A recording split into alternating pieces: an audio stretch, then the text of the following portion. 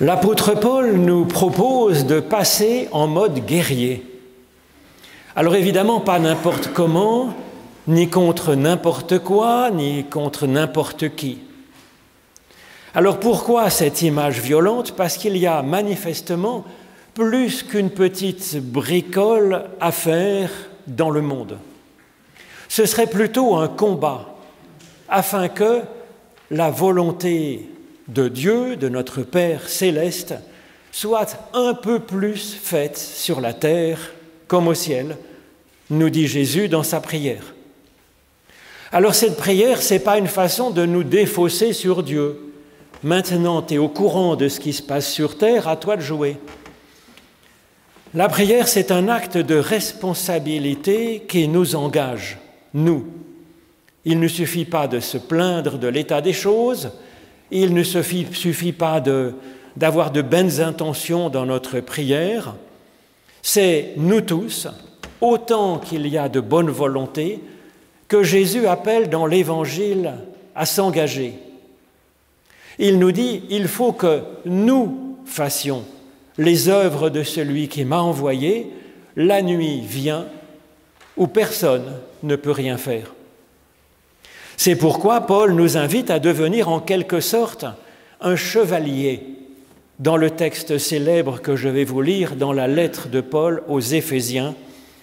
Et c'est pour ça que j'ai mis sur le petit livret une image de François d'Assise, parce que lui-même était d'abord parti à la croisade avec une magnifique armure que lui avait offert son père très riche.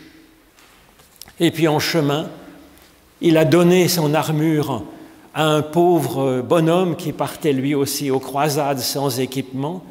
Et puis, François d'Assise est parti sur un autre mode de combat bien intéressant. Alors je vous propose donc cette lettre aux Éphésiens au chapitre 6. « Soyez puissants dans le Seigneur, par sa force souveraine. Revêtez toutes les armes de Dieu, afin de pouvoir tenir bon devant les manœuvres du diable. En effet, ce n'est pas contre le sang et la chair que nous luttons, mais contre les principats, contre les autorités, contre les pouvoirs de ce monde de ténèbres, contre les puissances spirituelles mauvaises qui sont dans les lieux célestes. Prenez donc toutes les armes de Dieu, afin que vous puissiez résister dans le jour mauvais, et après avoir tout mis en œuvre, de tenir bon. Oui, tenez bon. Saignez vos reins de vérité. Revêtez la cuirasse de la justice. Mettez pour chaussures à vos pieds les bonnes dispositions que donne la bonne nouvelle de la paix. Prenez en toutes circonstances le bouclier de la foi, avec lequel vous pourrez éteindre tous les traits enflammés du mauvais. Prenez aussi le casque du salut et l'épée de l'Esprit, qui est la parole de Dieu. Ô Éternel, par l'étude de nos Écritures anciennes, ouvre-nous dès maintenant à ta force, à ta bonté, à ton esprit qui est source de vie. Au nom de Jésus-Christ. Amen. Je crois bien qu'on a entendu les trompettes qui nous appellent au combat. Alors Paul nous interpelle donc, « Soyez puissants dans le Seigneur par sa force souveraine. Revêtez toutes les armes de Dieu afin de pouvoir tenir bon devant les manœuvres du diable. » Alors donc voilà des précisions sur l'adversaire que nous aurions à combattre, le diable. Seulement la traduction ne nous aide pas, ou plutôt l'absence de traduction. Car le mot « diable » en français est devenu le nom d'une sorte de dieu méchant ou de créature mystérieuse, invisible, malfaisante, dont certaines personnes en sont venues à croire à l'existence. Mais dans le grec du Nouveau Testament, le mot « diabolos », donc, qui est juste décalqué en français, c'est le nom d'une fonction, ce n'est pas le nom d'une créature. Cette fonction, c'est celle du démolisseur. Cela désigne toute personne, tout facteur qui brise, qui divise, qui fait exploser une construction ou un groupe pour en éparpiller les morceaux façon puzzle. Donc éparpiller les éléments, ça se dit diaballo en grec. Lutter contre le diabolique, c'est donc chercher à travailler au niveau de la source du mal, de la division, de la haine, de la violence, plutôt que de mettre seulement un pansement sur les symptômes. Bien sûr, c'est comme ça qu'il faut faire. Le chaos est l'état premier de toute chose. Et tout est tiré de lui, évidemment, puisque c'est l'état premier de toute chose, et tout tend à revenir à cet état de chaos. C'est ce qu'on appelle en physique le principe d'entropie, ou le deuxième principe de la thermodynamique. Et par conséquent, face à ce chaos, que quoi que ce soit existe est déjà une merveille étonnante. Et qu'en plus il y existe des choses bonnes, et qu'en plus l'univers soit beau, c'est absolument miraculeux. Alors quand les Hébreux composent la première page de la Bible, celle qui ouvre la Genèse, ils reprennent en fait des récits de création qui datent depuis l'aube de l'Écriture, qui ont déjà plus de 2000 ans quand les Hébreux s'en emparent. Ces récits comportaient un Dieu bon et créateur face à un Dieu destructeur, méchant. Les Hébreux reprennent ce récit, mais ils gardent uniquement le Dieu créateur. Ils ne combattent plus contre un Dieu méchant, contre un diable, si on veut. Ils combattent, ou plutôt ils travaillent sur le chaos, afin d'en tirer quelque chose de bon. Et c'est la mission donc à laquelle nous sommes appelés par Jésus dans l'Évangile.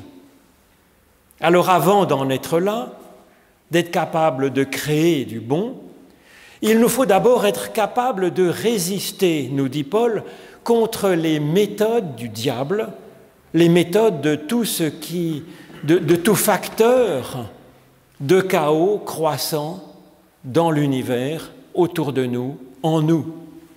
Et donc pour être capable d'abord de tenir bon. Alors la première source de chaos, c'est le chaos lui-même. Il tend à être contagieux, comme la peste bubonique à l'époque de François d'Assise. Et donc le chaos engendre du chaos, de la souffrance et de la mort.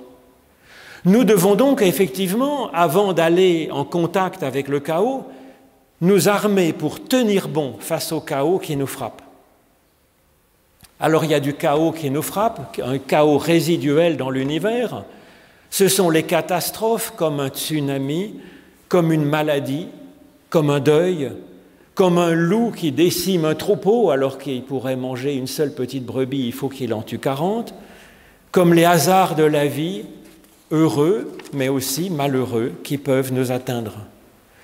Nous avons donc à tenir bon face à ce chaos, les hasards de la vie, et nous avons à tenir bon face à cette autre source de destruction et de méchanceté qu'est l'homme.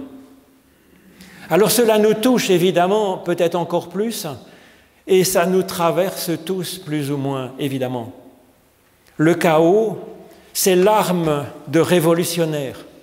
C'est aujourd'hui, mais ça ne date pas forcément d'hier, c'est aujourd'hui aussi l'arme de certains puissants que de faire voler en éclats l'état de droit, le respect, la société, la démocratie, la vie. Mais c'est aussi, bien sûr, un chaos qui est à l'œuvre dans les familles, dans les entreprises, entre voisins, en nous-mêmes aussi, dans le désespoir.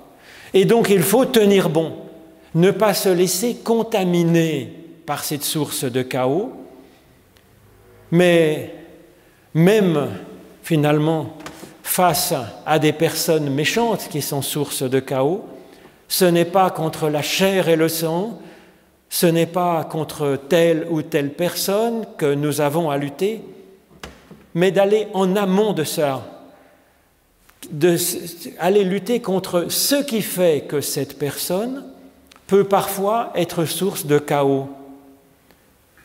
Paul nous dit qu'il nous faut chercher donc en amont de ces symptômes les forces, les ressorts, les puissances, les principats qui sont dans le spirituel finalement, qui sont quelque part dans l'homme, dans la personne, et qui la conduit parfois à faire du mal, alors que ce serait tellement plus agréable et tellement plus beau, plus satisfaisant de faire le bien. C'est quand même étrange. Et donc entre le diabolique dans l'homme et le chaos qui existe encore dans la nature, nous avons effectivement du travail de création à faire pour que la volonté de Dieu soit un peu plus faite sur la terre comme au ciel. Mais pour cela, d'abord, il nous faut effectivement être capable de tenir bon sans être ni abattu ni contaminé par ce chaos. Et cela demande des forces. C'est le premier point essentiel de l'apôtre Paul. Soyez fortifiés dans le Seigneur. Alors la traduction est imprécise, on est là pour ça, pour essayer de voir plus en détail. En effet, nous avons en réalité un impératif passif. Soyez fortifiés. C'est une curieuse forme verbale parce qu'un impératif nous invite à faire quelque chose, alors que le passif nous dit que c'est quelqu'un d'autre qui agit, donc Dieu, bien sûr, pour le passif dans la Bible.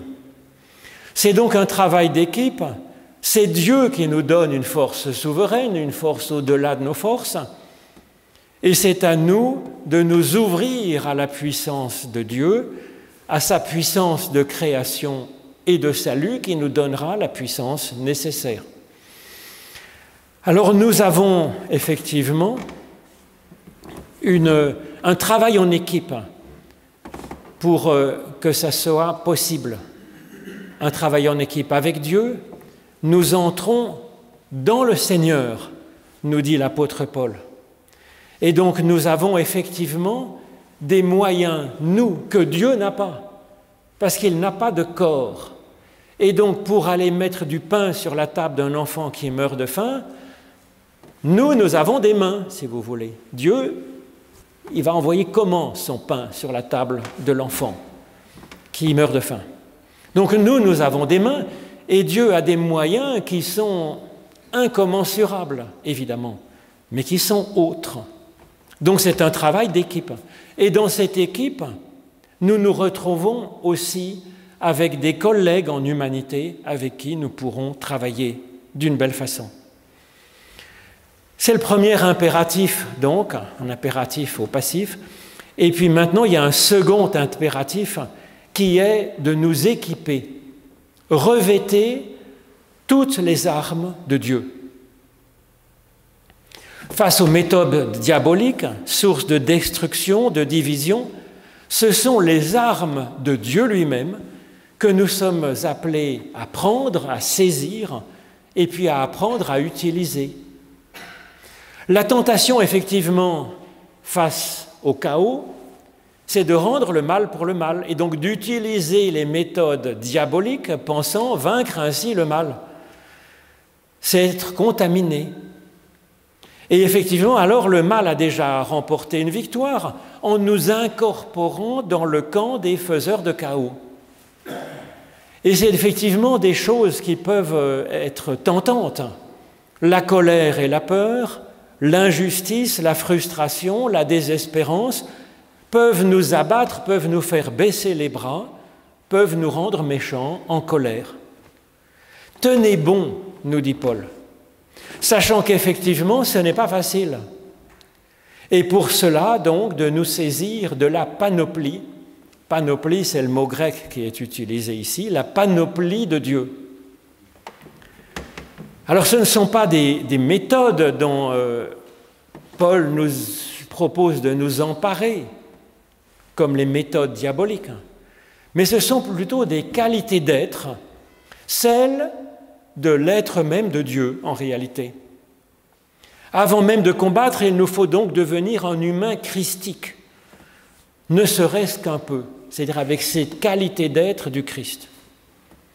La sagesse populaire nous dit que charité bien ordonnée commence par elle-même. Effectivement, c'est pas faux. C'est pas faux au sens qu'avant de faire quoi que ce soit dans ce monde, dans ce combat contre les sources du mal, nous devons d'abord penser à nous-mêmes pour nous développer avec l'aide de Dieu, afin de devenir suffisamment forts, suffisamment fiers pour tenir debout, résister au mal et puis avoir l'enthousiasme de partir au combat pour faire le bien. Alors cette panoplie, ce n'est pas une panoplie de Zorro, vous voyez, c'est une panoplie des armes de Dieu. Elle comporte 4 armes, nous dit l'apôtre Paul. La première, c'est la vérité. Alors dans la Bible, quand on dit vérité, c'est en fait une vérité de relation. Ce mot dans l'hébreu de la Bible, il est traduit parfois par fidélité ou par vérité. C'est donc d'être dans une belle disposition vis-à-vis des autres, une belle relation fidèle. Ensuite, il y a le deuxième point, c'est la justice. Ce n'est pas la justice qui tranche, qui tue et qui élimine ou qui laisse tomber, c'est la justice de ce qui est juste, la conscience de ce qui est juste. Et ça nous protège effectivement de la contamination des méthodes diaboliques que nous serions tentés parfois d'utiliser. La bonne nouvelle de la paix. Alors, bonne nouvelle, en grec, ça se dit évangile. Évangile, il nous propose de le porter à nos pieds comme des sandales pour avancer sans avoir trop mal aux pieds sur les cailloux de la route. C'est-à-dire que cet évangile de la paix, c'est ce qui va nous permettre d'avancer, d'évoluer, de cheminer d'une façon positive nous-mêmes, d'une façon constructive. Et puis finalement, il y a le bouclier de la foi en 4e. La foi, c'est donc la confiance en Dieu, confiance dans la vie qu'il nous donne, et cela nous permet effectivement de résister au tourbillon de surprises du chaos. Ça nous donne un point fixe, sûr, solide. Alors avec ces 4 armes de Dieu, il y a en fait une théologie qui est exprimée par l'apôtre Paul. Dieu est comme cela pour nous, et ça aussi, ça nous donne donc une confiance par la foi. Dieu est fidèle, il est juste, il est source de paix et il est fiable. Il n'y a pas lieu donc de craindre que Dieu cesserait d'être ainsi. Il est et il restera en notre faveur. Alors il y a là aussi un programme, bien sûr, de développement pour notre personne, fort utile pour avancer dans la vie et faire du bien, tenir bon. Nous pouvons donc travailler ces 4 qualités d'être, nous dit l'apôtre Paul, les exercer comme on fait un exercice d'assouplissement et de musculation, parce que c'est bien notre être qu'il faut ainsi équiper dans son fonctionnement, ce n'est pas simplement des armes extérieures qu'il faudrait fourbir. Il n'y a pas d'autre moyen, effectivement, que de faire cela. C'est pour ça qu'il y a un impératif, parce que même Dieu, s'il nous aime infiniment, ne peut pas être fidèle à notre place, il ne peut pas aimer la justice à notre place, il ne peut pas nous forcer à évoluer si l'évangile de la paix ne nous dit pas grand-chose, ou il ne peut pas nous forcer à espérer en lui si nous ne pensons jamais à lui. Donc ces 4 dimensions, elles pourraient nous inspirer un programme de prière. Elle pourrait nous inspirer 4 jours de retraite dans un monastère, si on a goût à ça. Mais on peut aussi préférer une prière plus spontanée, comme on parle à un ami, sans entrer dans des programmes de prière. Mais puisque nous croisons ce texte de la Bible, nous pouvons nous demander où est-ce que nous en sommes finalement dans cet équipement de notre être, équipement si précieux pour tenir bon. Mais déjà y penser, déjà compter sur Dieu pour nous aider à nous renforcer dans ces domaines, c'est déjà s'équiper. Et puis dans la mesure où nous sommes un peu en forme dans ce domaine un peu en forme, c'est déjà immense, en vrai dire. Nous pouvons ne plus être seulement sur la défensive alors face au chaos, parce que nous tiendrons bon. Nous pouvons devenir actifs et augmenter le bien dans le monde, modestement certes, mais résolument.